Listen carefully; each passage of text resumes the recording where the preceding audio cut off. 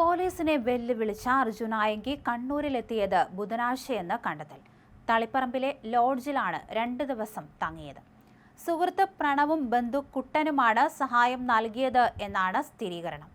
ഇരുവരെയും കണ്ടെത്താനുള്ള ശ്രമങ്ങൾ ഊർജിതമാകും. അതേസമയം അർജുൻ ആയങ്കിക്കെതിരെ കാപ്പ ചുമത്താനുള്ള നടപടികൾ പോലീസ് തുടങ്ങിയിട്ടുണ്ട്. കേസ് ഹിസ്റ്ററി റിപ്പോർട്ട് പോലീസ് ഈ ആഴ്ചയ്ക്കുള്ളിൽ നൽകും. കണ്ണൂർ സിറ്റി പോലീസ് കമ്മീഷണർ മുഖേന കണ്ണൂർ ജില്ലാ കളക്ടർക്കാണ് കേസ് ഹിസ്റ്ററി റിപ്പോർട്ട് നൽകുക. ജില്ലാ കളക്ടർ ആകും റിപ്പോർട്ടിന്മേൽ അന്തിമ തീരുമാനം എടുക്കുന്നത്. ഗുണ്ടകളെ അമർച്ച ചെയ്യാനുള്ള ഓപ്പറേഷൻ ഗ്രിപ്പ് സംസ്ഥാനത്ത് തുടരുകയാണ്.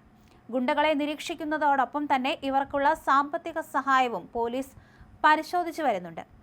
ഗുണ്ടകൾക്കെതിരായ നടപടിയെക്കുറിച്ച് വിശദാംശങ്ങൾ ഓരോ ദിവസവും പുറത്തേക്ക് വിടേണ്ടതില്ലെന്നാണ് ജില്ലാ പോലീസ് മേധാവിമാർക്ക് നൽകിയിരിക്കുന്ന നിർദ്ദേശം.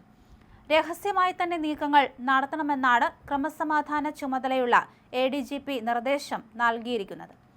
കണ്ണൂർ നഗരത്തിലെ ഒരു അപ്പാർട്ട്മെന്റിൽ അഭിഭാഷകയെ കാണാൻ എത്തിയപ്പോഴാണ് പുലർച്ചെ 2:45 ആയങ്കിയെ പോലീസ് സംഘം സാഹസികമായി കസ്റ്റഡിയിലെടുത്തത്.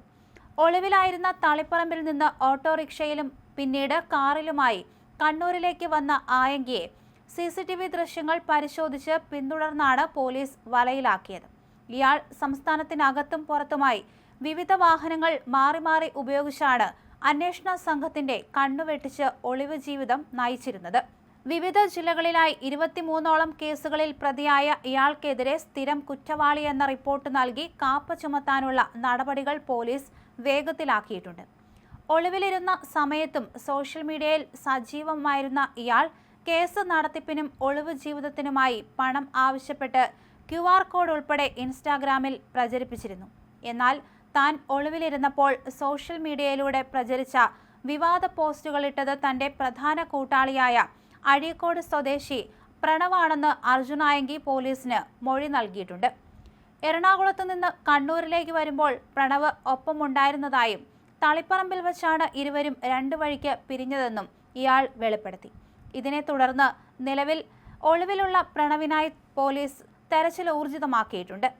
ആയങ്കിയുടെ കൈവശമുണ്ടായിരുന്ന മൊബൈൽ ഫോൺ കസ്റ്റഡിയിലെടുത്ത് വിശദമായ സയന്റിഫിക് പരിശോധനയ്ക്ക് അയച്ചിട്ടുണ്ട്. സിസ്റ്റത്തെയും നിയമവ്യവസ്ഥയെയും പരസ്യമായി തന്നെ വെല്ലുവിളിക്കുന്ന ഇത്തരക്കാർക്ക് കർക്കശമായ സന്ദേശം നൽകാൻ സംസ്ഥാനത്തെ എല്ലാ ജില്ലാ പോലീസ് മേധാവിമാർക്കും വ്യക്തമായ നിർദ്ദേശം നൽകിയിരുന്നതായി Kannur range DIG K Karthik അറിയിച്ചു.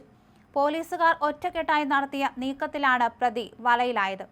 അർജുൻ ആയങ്കിക്ക് ഒളിവിൽ കഴിയാൻ സഹായവും ഒത്താശയും ചെയ്തു കൊടുത്തവരെക്കുറിച്ച് വിശദമായ അന്വേഷണം നടത്തുകയാണെന്നും അവർക്കെതിരെ യാതൊരുവിധ വിട്ടുവീഴ്ചയുമില്ലാത്ത കർക്കശമായ നിയമ നടപടികൾ സ്വീകരിക്കുമെന്നും DIG കൂട്ടിച്ചേർത്തു.